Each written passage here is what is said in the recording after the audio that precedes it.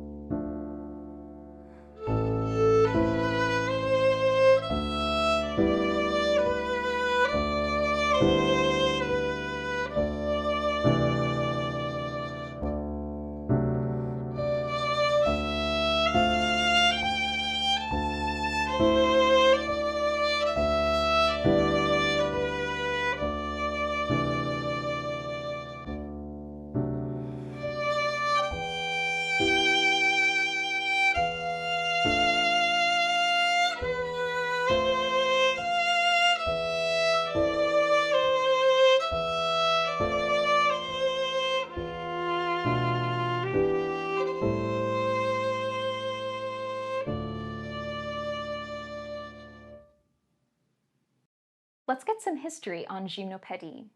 This piece was written in 1888 by Erik Satie, and although its date of composition puts it in the Romantic era, it sounds quite different from a lot of the pieces that we might associate with that period. Erik Satie was actually one of the pioneers of minimalism and ambient music, and Gymnopédie is one of those pieces that is really meant to create a feeling or an atmosphere rather than to be the center of attention. This piece was originally written for piano, and so as it's been adapted to violin, we really need to work to make that sound, that really dreamy, ethereal sound, come to life on our instrument.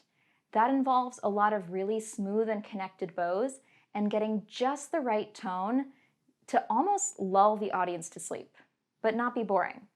So I'm really excited to get to work with you on this piece of music that's very different. There are going to be a lot of challenges, but I think you'll find that your playing is going to grow immensely from this.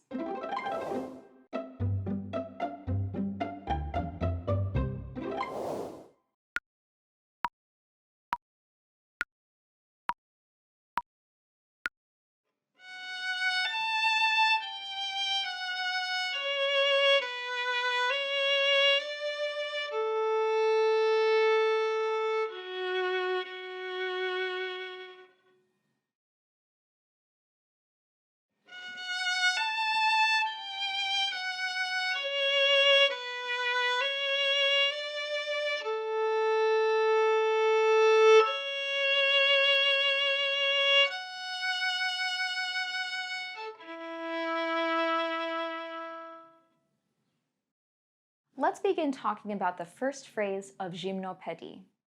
For a piece like this, we want to especially pay attention to the kind of sound that we're creating.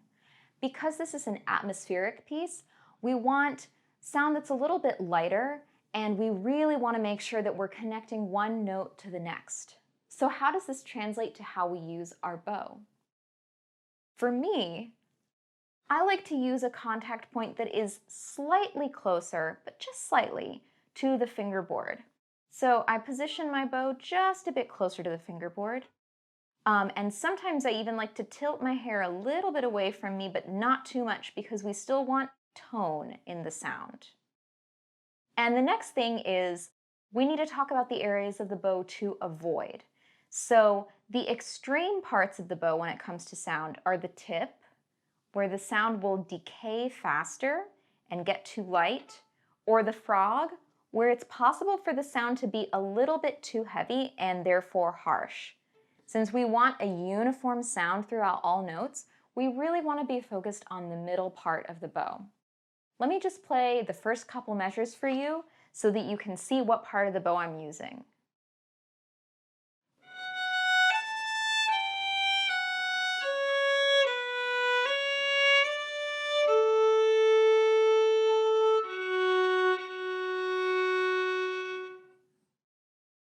So you can see that I am near the frog and near the tip, but I'm never getting quite to those extremes because we really want the sound, again, to be uniform throughout all of the notes.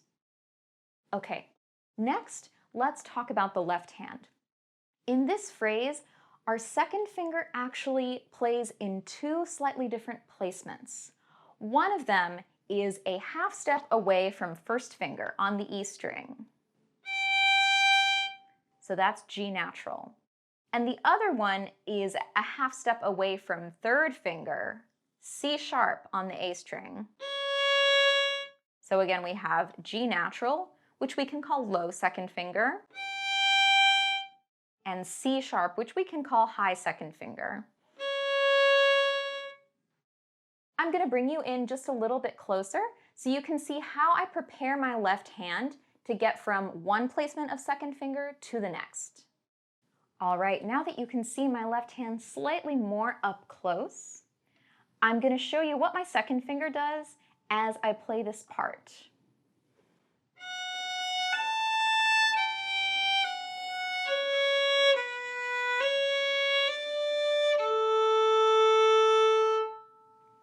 So let me break it down for you.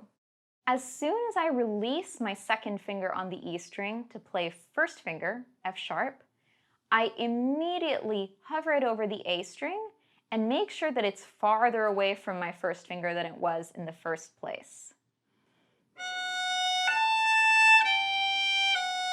I've released, I'm preparing by hovering over the A string, then I cross my string and play.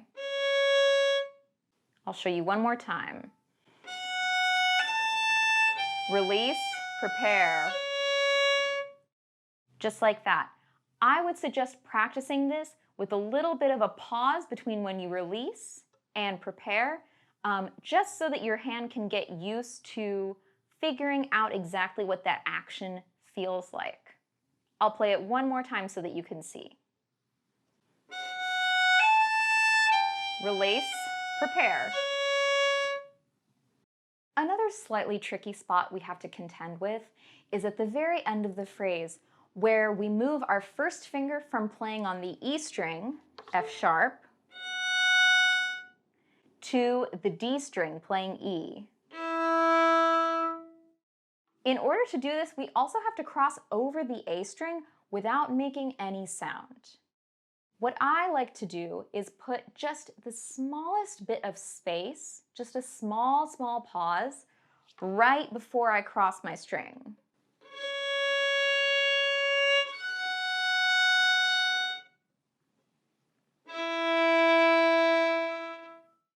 Now, that was obviously in slow motion, but here's what I did.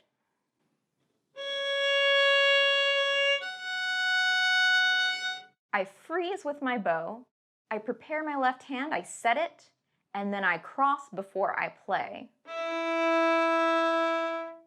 I like to call this technique set, cross, play, and it works in a lot of situations where you need to move your left hand in your bow in a synchronized way. This is what it looks like when I play it in actual tempo.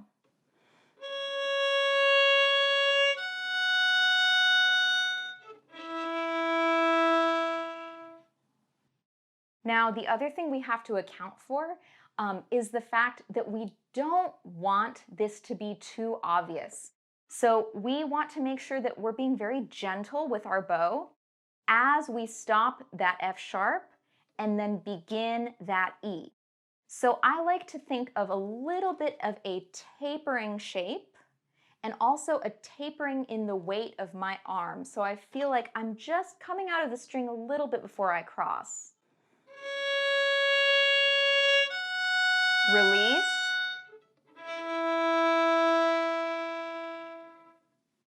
And one more suggestion for this part. Sometimes when we're really focused on something, it can feel like if we pause for even just a split second, it feels like forever. But truly, giving yourself that time to prepare doesn't seem as long to anyone else who's hearing you, and it'll make things sound a lot cleaner.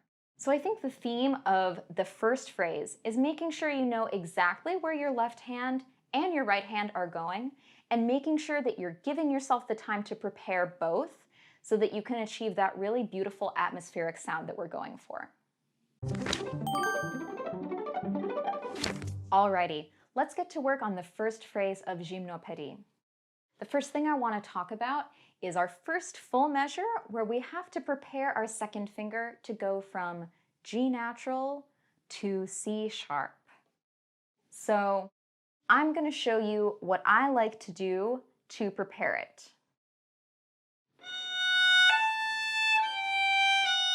Pause, set your second finger on C sharp, cross your bow, and then play.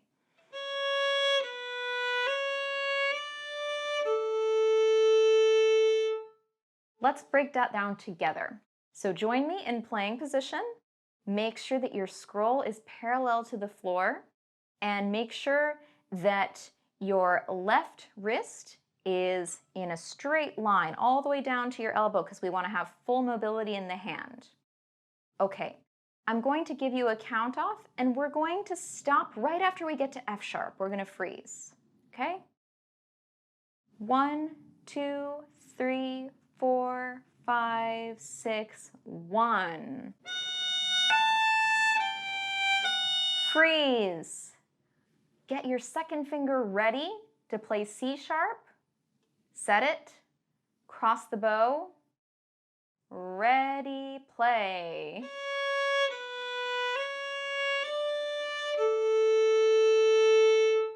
Now I know that's just a little bit tricky. When we go back to playing that C sharp, we're still going to be on an up bow. Let's try it again. 1, 2, 3, 4, 5, 6, play. Freeze. Set, cross, play.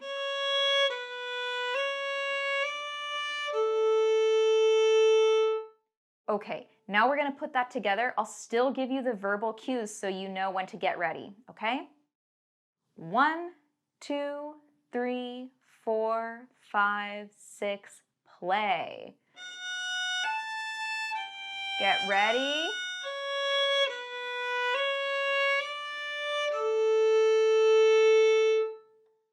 Really good.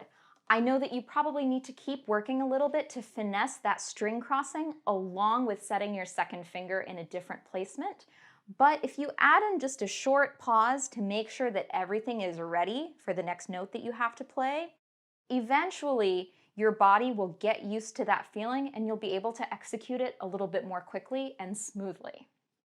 Okay, now let's go to the very last section of this phrase, the last 3 notes, where we have C sharp, F sharp, E. And let's work out that string crossing between F sharp and E. So we're going to do something similar where we're going to actually stop the bow after F sharp. We're going to set our left hand, we're going to cross, and then we're going to play. But first, just join me on this C sharp. I'll give you a count off. Set second finger on the A string. Ready, set, go. F sharp. Freeze. Set your left hand, first finger on the D string. Cross your bow. Ready, set, play. Good. Let's try it again. Set your second finger on the A string. Ready, go. F sharp. Freeze. Set, cross, play. Okay, this time we're just going to make the pause one beat long. It's going to sound like this.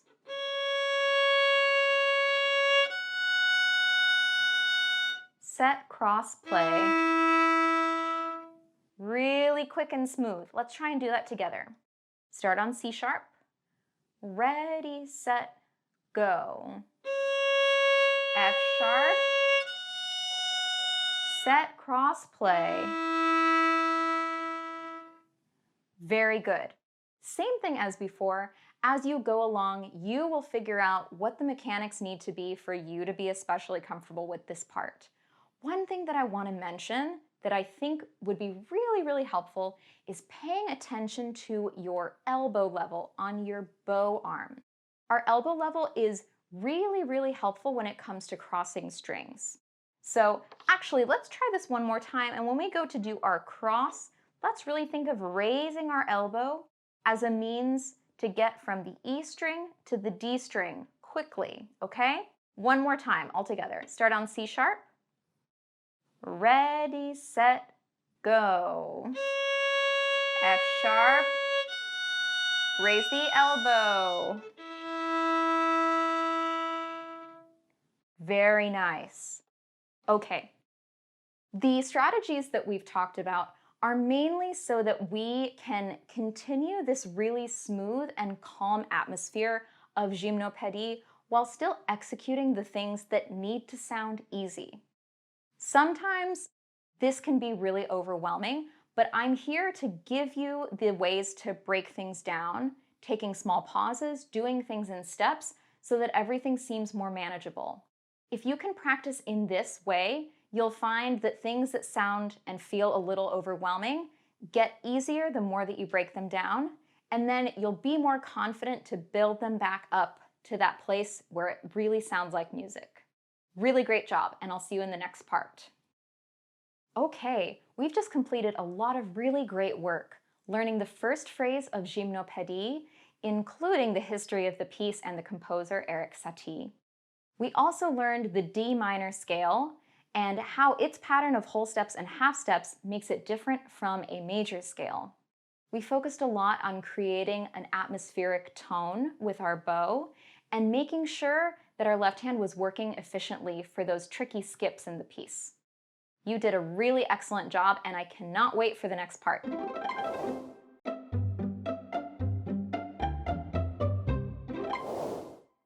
This is our D natural minor scale.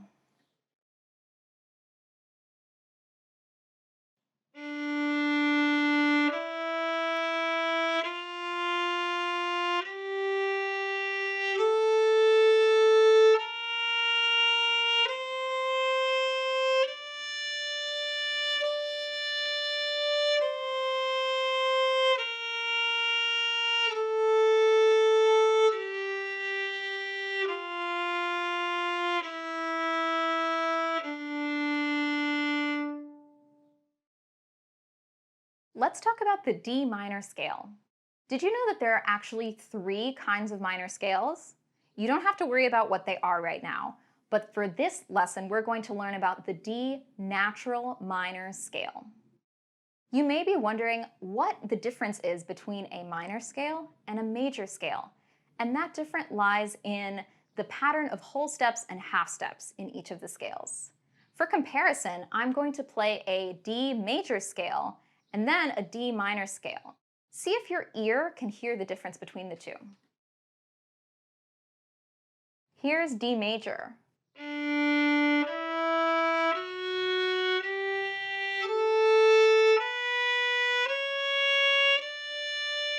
Here's D minor.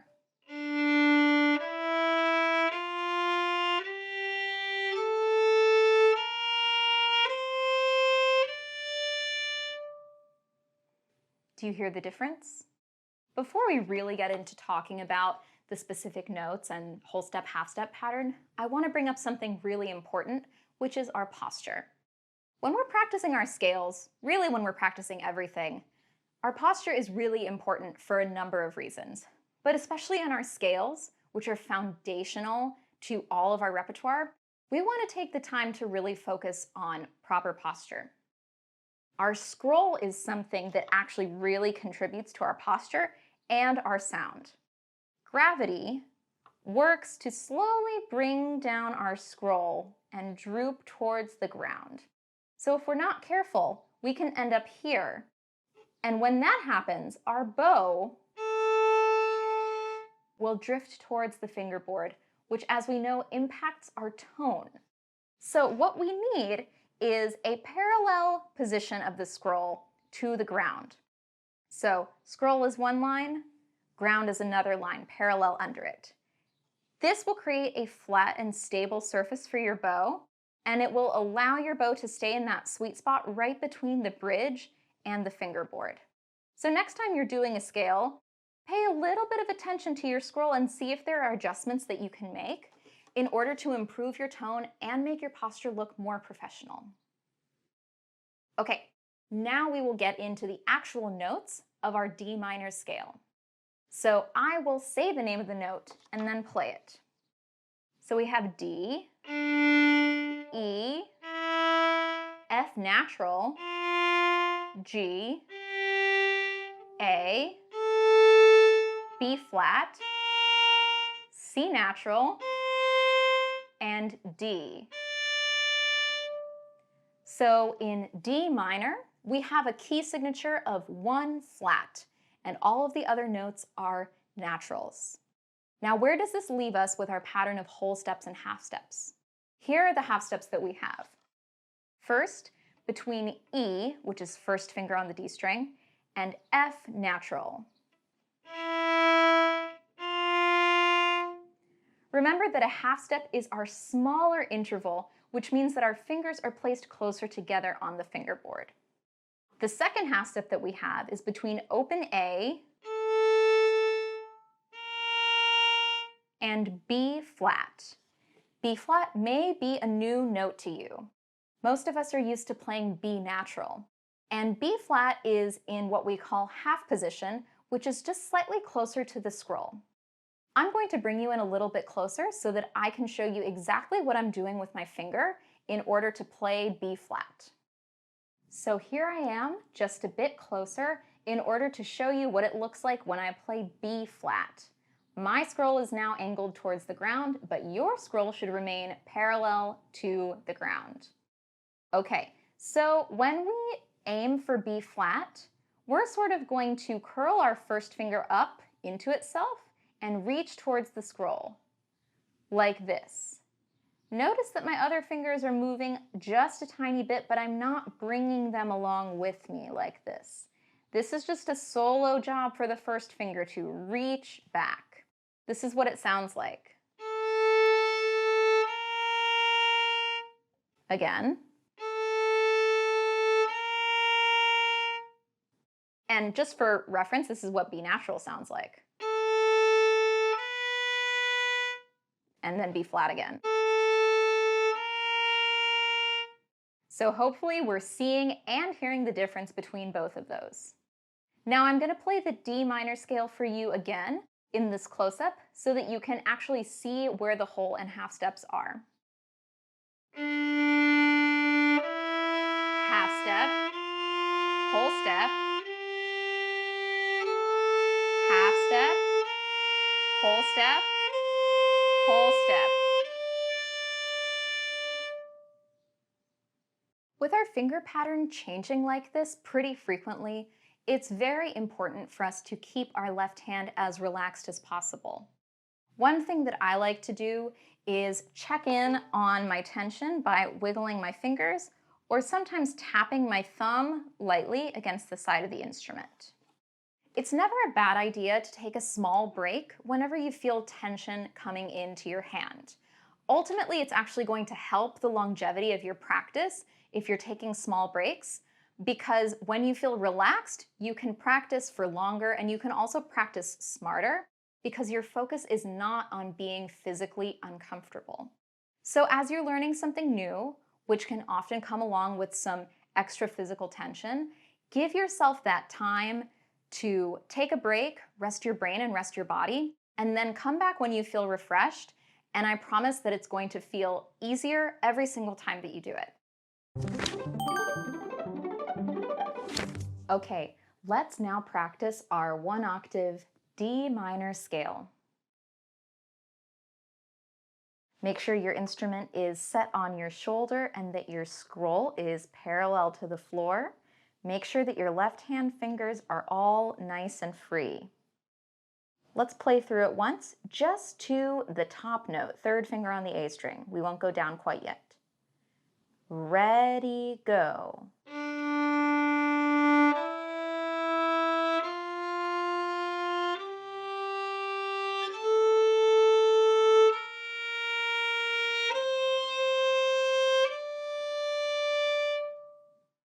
Okay, so I want to talk about the part of the scale that we have to prepare the most, which is our low first finger, or B flat, on the A string.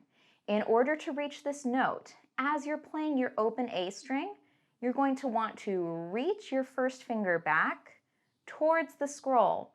And as you're reaching it back, the rest of your hand is going to stay relatively in place. Okay, so now we're going to go from the beginning again. But after we play open A, we're going to pause, reach back for B flat, and then keep playing. Set your bow on the D string. Ready, go.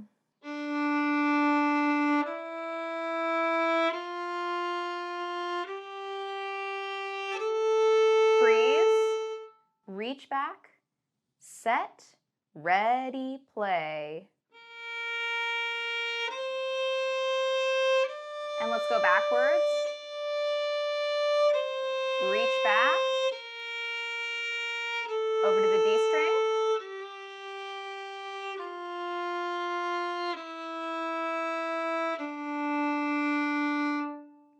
Very nice. Another quick reminder is that after we put first finger on B flat, low 1, our second finger is going to now be a whole step away from it. Our second finger is not changing position. Don't let that confuse you. But now, since our first finger is lower, it's going to feel like there's a bigger space. Okay, we're going to do the scale together one more time. I'll give you those reminders so that you can look out and prepare. Ready, go.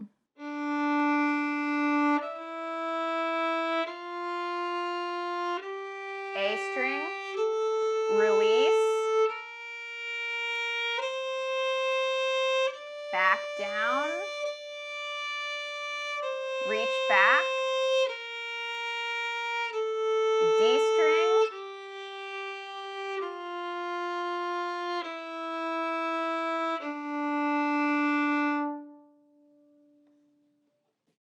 nicely done. Take that part where we prepared for the B flat, and as many times as you need to go over that by yourself, do it. As soon as you feel like that really clicks, the rest of the scale will feel so much easier. All right, great work, and I'll see you in the next part. Okay, so let's recap what we learned in our D minor scale work. First thing is we worked on getting our first finger into the correct position to play B flat, and making sure that that position didn't affect the rest of our hand. The other thing that we touched on was the position of our scroll, and how having a scroll that's parallel to the ground will make sure that your bow can stay in a place that produces the best tone. Keep your focus on these two elements, and your scale will improve every time that you practice it. Excellent job, and I will see you in the next part.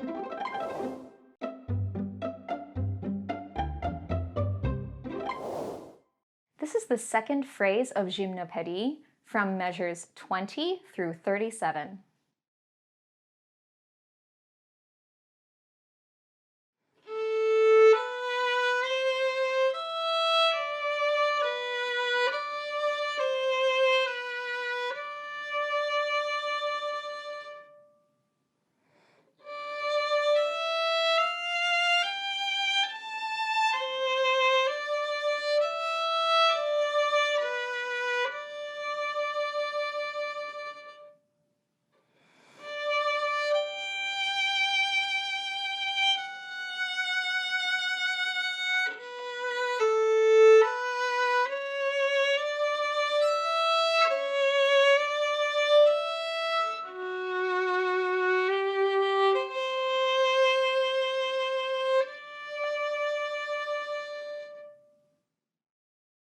The notes used in the second phrase of Gymnopédie are very similar to the ones that we just practiced in our D minor scale, but with a few exceptions. What I'm going to do is break this second phrase up into small parts, and I'll take you through each part and talk about what you can look out for when you're practicing.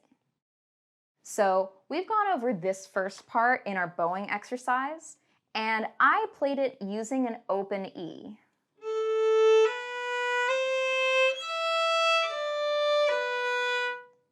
But I want to let you know that you have another option of actually using fourth finger on the A string to play the same note. Here's what it sounds like.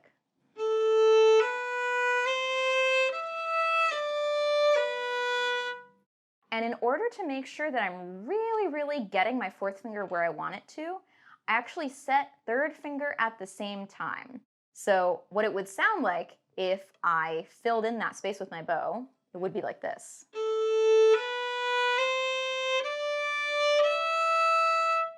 But instead, I just skip playing the third finger.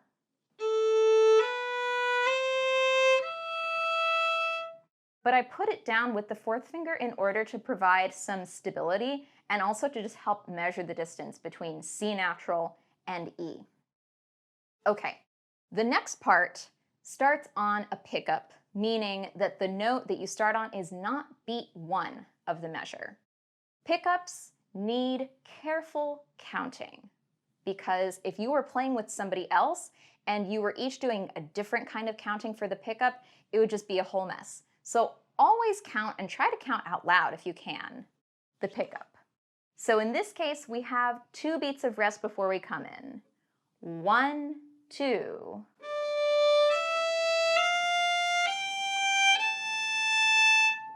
And we also have the only 4-note slur that we have in the piece. Make sure that you're saving your bow on this slur so that you don't run out. You can also use the same technique we talked about in the bowing exercise, where you're dividing your bow and stopping just a little bit in between each note.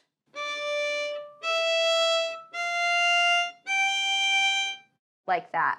And then once you're comfortable with that, you can smooth it all together.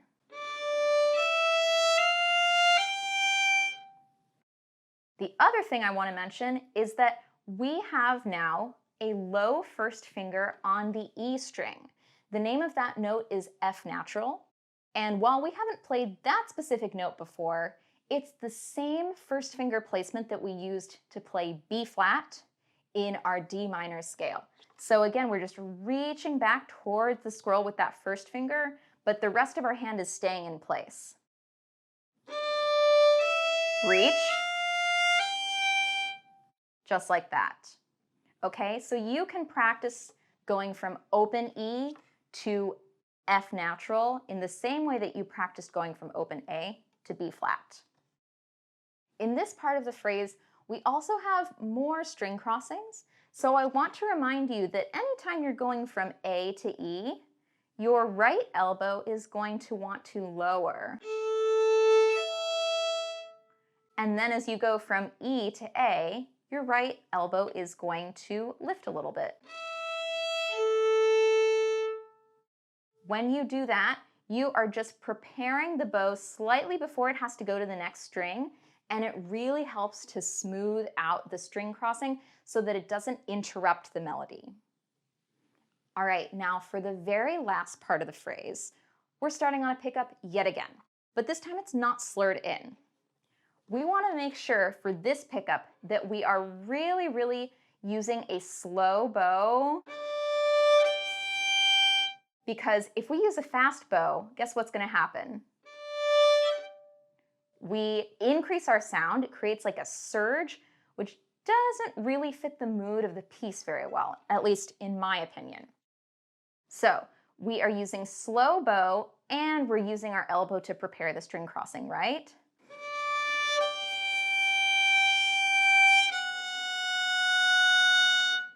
And you also might notice that we are now back to playing F sharp. So back to that placement of first finger that is more normal for us. We have F sharp, and then right after that, we have B natural. And in order to make this a smooth sort of transition between these notes, we need to hop our first finger over to the A string really quickly before we move our bow. If we move our bow too quickly, we're going to expose an open string. So let me show you how I do this. Here's F sharp.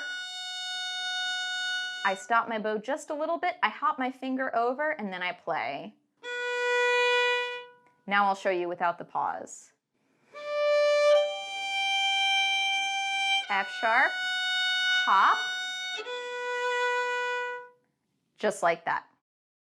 Okay, hopefully this was enough to get you going with your own independent practice in this section. I think that I pointed out the things that are most likely to be a little bit confusing, and hopefully I broke them down in a way that makes sense for you. In the next part, we'll get to practice this whole second phrase together. So I'll see you in just a bit. Okay, now let's practice together playing phrase 2 of Gymnopédie. This is a long one, so I just want to start playing right away. I will give you a count off, and I'll also count the rests on those pickups that we talked about. Here we go. 1, 2, 3.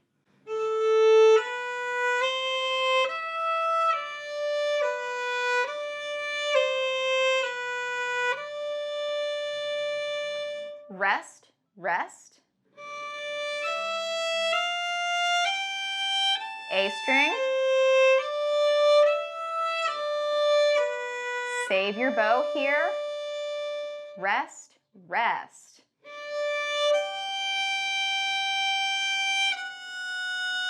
Hop.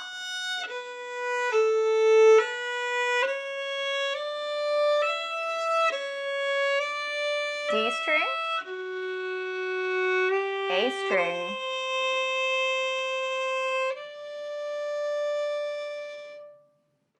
Good job. Oh my gosh, there's really so much happening in that phrase, and I'm really proud of you for getting all the way through it. Now, let's look at this 4-note slur that happens, and I really want you to think about saving your bow so that by the time we get to that last note, that G, we're not running out of bow struggling to make sound. Okay, so all that means is that we're going to move our bow slightly slower. All right, I'll give you a count off. 1, 2, 3, ready, play. Slow, bow.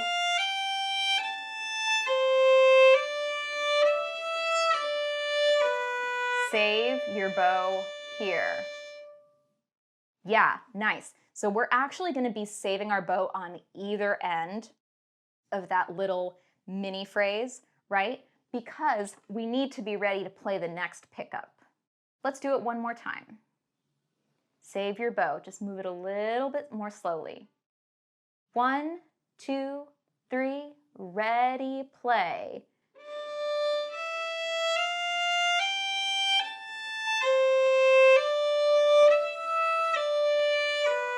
Slow, bow, here. Let's go on. Hop your first finger.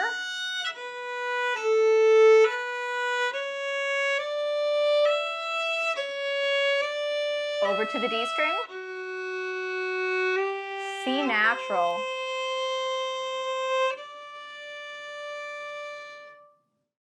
Very nice. So the pickup to the very next line where we have D, G, make sure that you are using a slow bow for that note too, because if we use too much bow and too quickly, we get this kind of surge in our sound that doesn't really fit the mood of the piece, right? So really, really just slow and smooth bow on that pickup. Okay, I would like to play the whole phrase together one last time. Just by thinking about the way that you're moving your bow and preparing your next notes, you're already making a lot of improvements mentally that after some time in the practice room, you will see and hear improve in your playing. All right. 1, 2, 3, ready, set, play.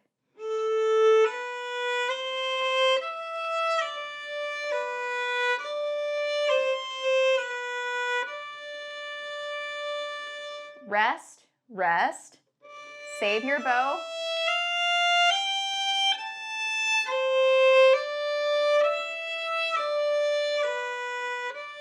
Save your bow, rest, rest.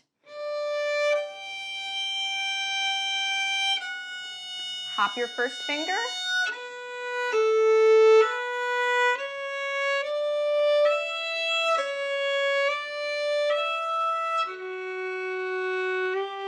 C natural.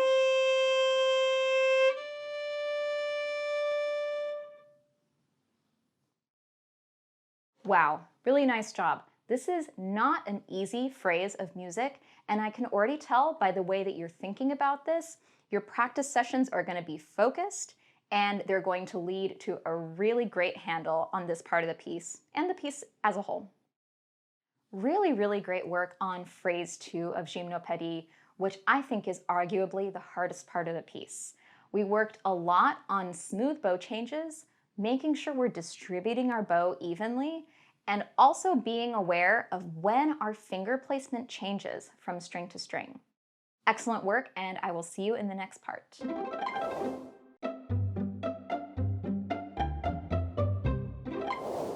In the sheet music for Gymnopédie, there are markings that indicate what volume we should be playing. These are called dynamics, and they can really help to bring a piece of music to life when used the correct way. I'm going to play just a bit of the beginning of Gymnopédie. Look out for any changes that you hear in the sound.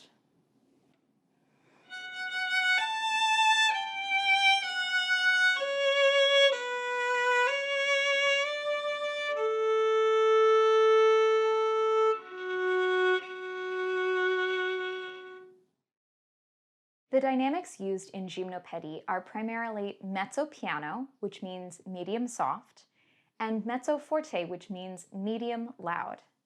Mezzo piano and mezzo forte are actually right next to each other on the spectrum of dynamics, which means that when we change between these dynamic levels, it's going to sound very gradual and almost gentle. We have markings as well that are called crescendos and decrescendos.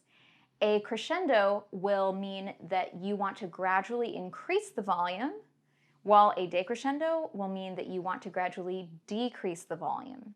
And often at the end of a crescendo will be the louder dynamic that you arrive to, and at the end of a decrescendo will be the softer dynamic that you arrive to. I'd like to use the first part of Gymnopédie as an example for how to play dynamics effectively. One really cool thing about the violin is that when you play notes that get higher on the staff, the sound naturally gets louder. So for the first two notes of Gymnopédie, F sharp and A, I actually don't have to worry about doing anything to make my sound louder. I just play. And you can hear that the sound just gets a little bit bigger from F sharp to A. So now that we've arrived at this mezzo forte, I want to talk about our contact point. To me, an ideal contact point for mezzo forte is right in between the bridge and the fingerboard. We want to be making a healthy sound, but not one that's too robust. Okay, so now I'm going to start from the beginning of the phrase, and I'm going to play through the mezzo forte dynamic, and then as I get to the lower F sharps, I'm going to taper a little bit, which means to get softer, all the way to mezzo piano.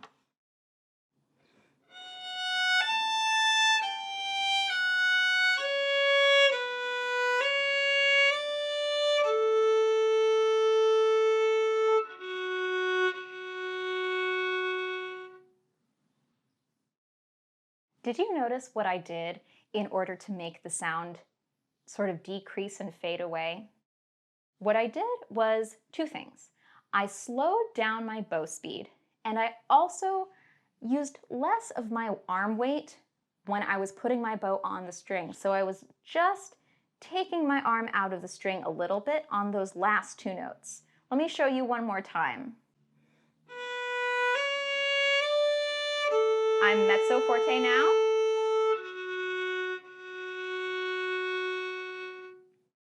So as soon as you play that first F sharp, just slow your bow down, and you can also use less bow. And what will happen is you'll get this really beautiful fading of your sound. And when you finish playing that note, it'll almost be like you sort of melted into silence. It's a really, really beautiful effect when you can do it right.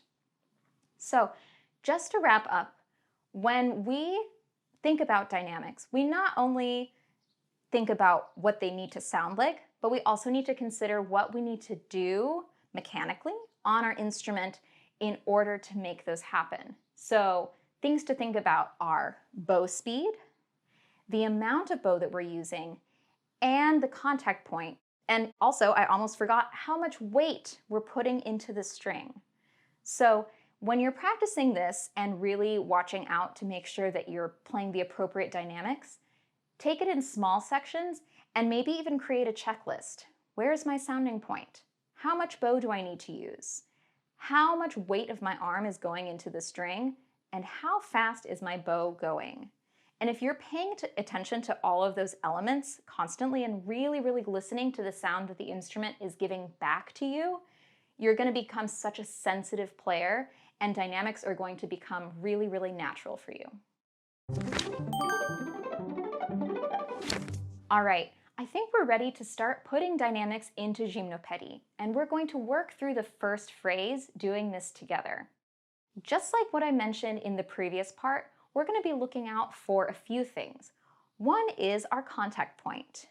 Another is how much weight we're putting into the string with our bow, how much bow we are using, and what bow speed we are using. I know it can be a lot of things to think about, but actually a lot of these elements work in tandem. They go with each other, so you'll find that it's pretty natural once you get the hang of it. Let's start from the beginning. We'll play all the way until the end of measure 17. 1, 2, 3, rest.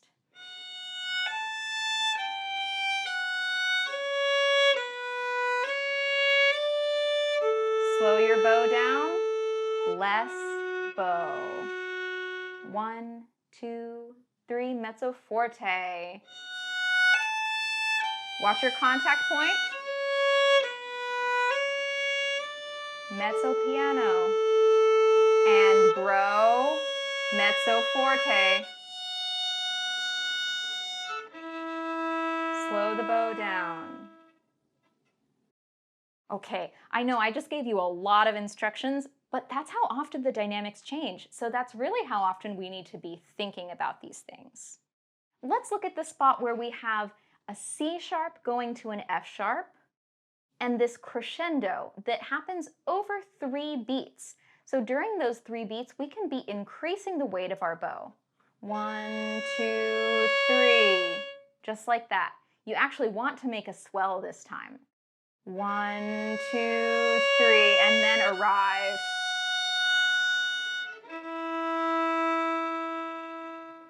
And then that last note that we play is going to have a natural decrescendo because it's just lower in the range of the instrument.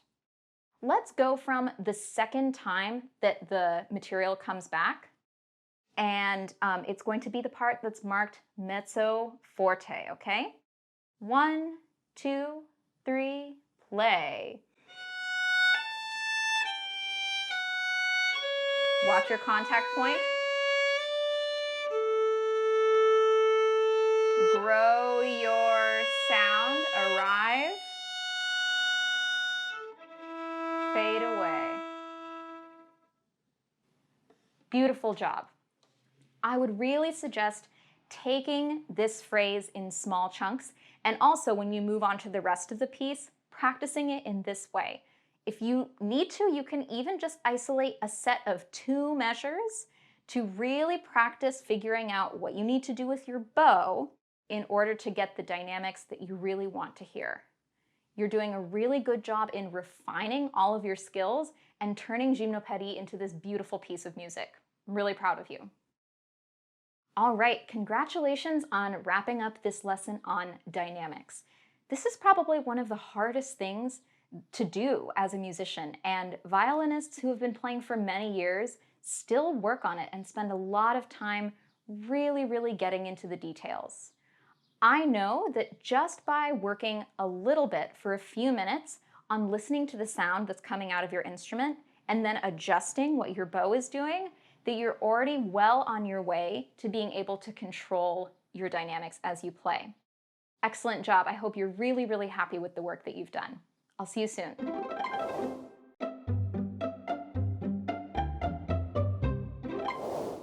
We have made it. You just wrapped up learning Gymnopédie, your D minor scale, refining your control over playing dynamics, and really working on smooth and connected bows to create that ethereal and atmospheric sound. Congratulations on all of your hard work.